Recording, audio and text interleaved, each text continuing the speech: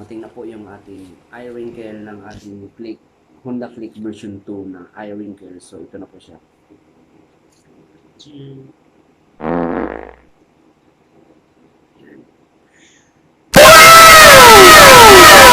So nabili ko po ito siya sa Shopee.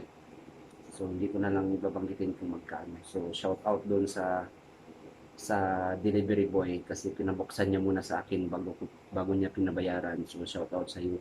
Sana marami pang katulad mo. At saka ikakabit natin to. So hindi ko mag-video yung pagkabit kasi walang maghawak ng cellphone. So papakita ko na lang sa iyo kung nakabit na, okay? A few moments later.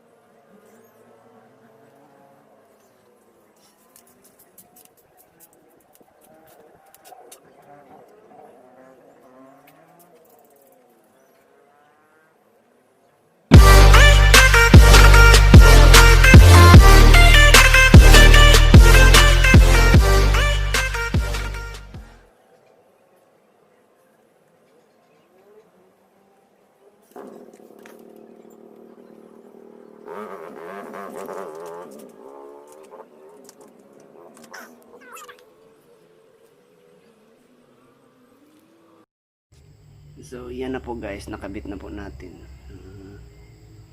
Yan. Oh my God! Wow! Oh, light.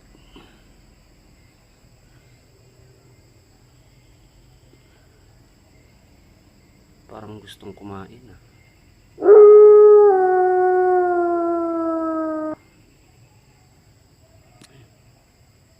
A few moments later.